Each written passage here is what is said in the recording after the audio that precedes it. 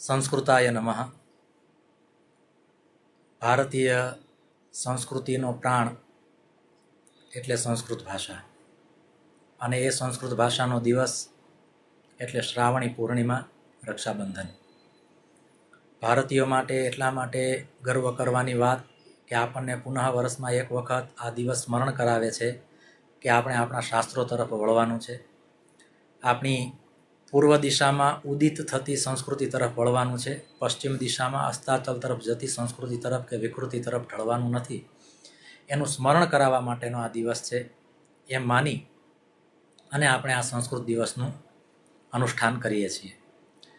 ભારત સરકારે બહુ જ સુંદર મજાનો દિવસ શોધ્યો છે સંસ્કૃત દિવસ તરીકે.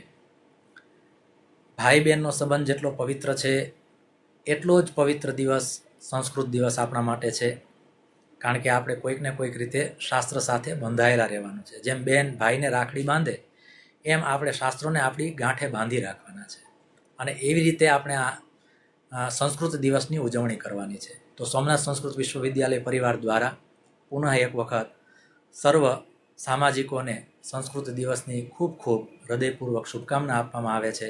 અને આ દિવસને આપણે બીજી કોઈ રીતે ઉજવી શકીએ કે ના ઉજવી શકીએ, કોઈ પણ શાસ્ત્રનો એક નાનો એવો સિદ્ધાંત, નાનો એવો શ્લોક, નાની એવી કારિકા, નાનું એવું સૂત્ર, નાનો એવો મંત્ર આજના દિવસે આપણે બધા લોકો બોલીએ, પરિવારમાં બધા લોકોની પાસે બોલાવીએ, અને આ રીતે કોઈ એક સંસ્કૃતના વાક્ય સાથે આપણો સૂર્યાસ્ત થાય એવા ભાવ સાથે આપણે આ દિવસને ઉજવીએ તો પણ શાસ્ત્રની સંસ્કૃત દિવસની ખૂબ સારી સેવા થઈ ગણાશે.